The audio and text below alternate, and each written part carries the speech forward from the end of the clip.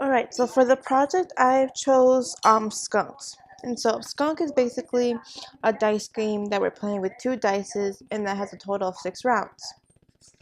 But in my data it shows 8 rounds and that's just for like calculations. So to start off, so since it's 2 dices, you have a 36 chance of getting any type of value from the game. And so what you can't do is roll doubles of 2, 3, 4s, 5s, and 6, and you can't roll a 1. Because if you roll a 1, then that zeroes out the whole game, but if you roll any of the other doubles, that just zeroes out the round that you rolled. And so, what we're gonna do is calculate the expected value. So how that works is we're gonna do the probability times the value that we got from the round plus another probability times the next value. And so the probabilities that I've come out with was, so you have a 1 out of 36 chance to land on a 1. Then you have a 35 out of 36 to not land on a 1. But then you have a 30 out of 35 to land not on either a double or a 1.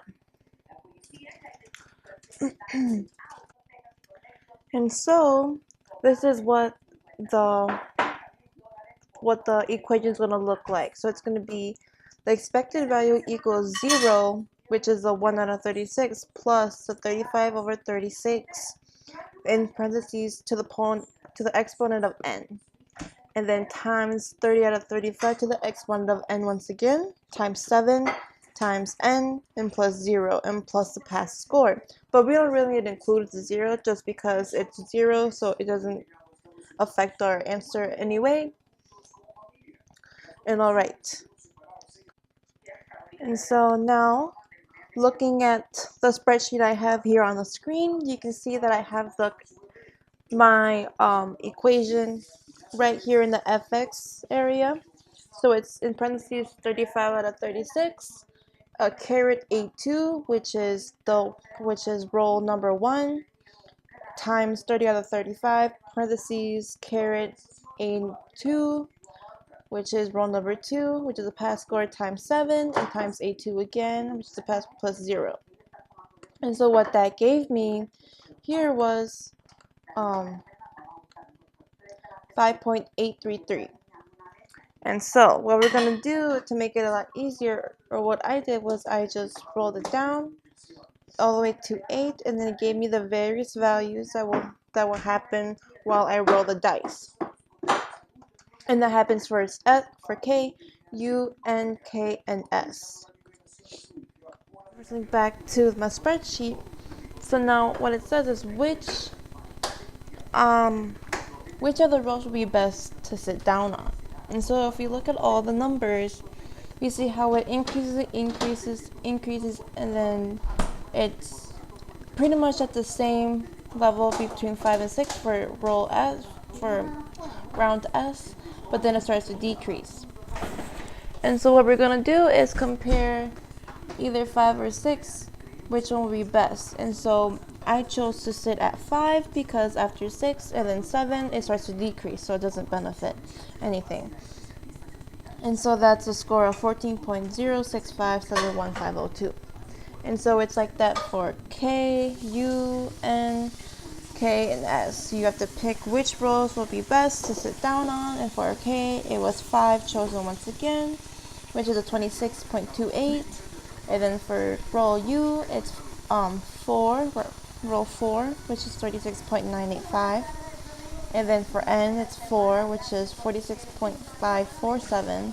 And then for K, once again, it's 4, which is 55.089. And then for S, it's 3, and it's 62.77. So now what we're going to do is try to find a strategy that will help us gain the most points. And so what I'm going to do is I'm going to change the score value in the S round to perhaps 20. Right, and so now as you see, it shifted everything in my spreadsheet. And so if I still keep increasing my number from like 20 to like 23 or 22. And now that it's in 22, so from 0 to 22, we're gonna see which of the rolls is better to stay on before it starts to decrease. And so the best will still be 5, because 5 and 6 happen to not change at all in roll S. And so we're still gonna have 5 there when the score is 22. And now with the roll 23, we're gonna want to see which round will be safer to stay at before the values start to repeat and then decrease. And so when you put in 23 into our spreadsheet, you can see that between 4, 5, and 6, that 5 and 6 are exactly the same, but then at 7 it starts to decrease. But the safest that would be is to sit down on roll 4 before 5.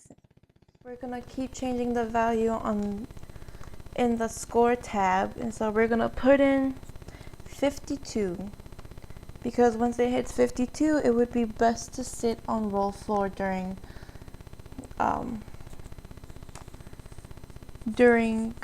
a round, because it's the safest and it doesn't start to repeat and decrease. And the same goes for after roll 53, so if it gets bigger, it would be best to sit on roll number 3, because then it's the highest, and then it doesn't shift or repeat as rolls continue. And now we're going to change it to 92. So we're going to continue to compare between our values from each rolls, and what I found was it's better to stay safer in roll number, to sit down in roll number 2 in various areas in the rounds, and then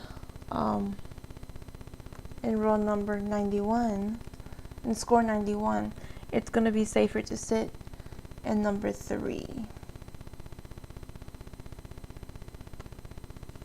It's to sit in roll 3. And so if we continue to go higher and we have 145 as the score, it would be best to sit on roll 2. And then if it starts to increase after 145, it'll be best to sit on roll 1 to give you the most points.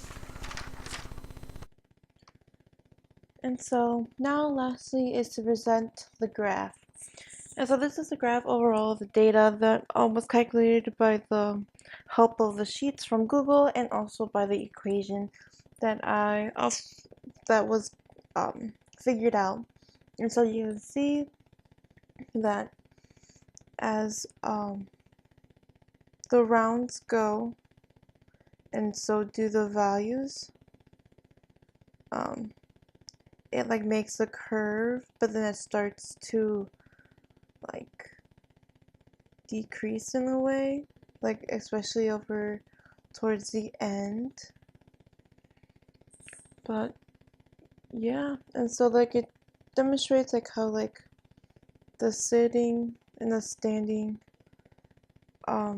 is presented in the graph.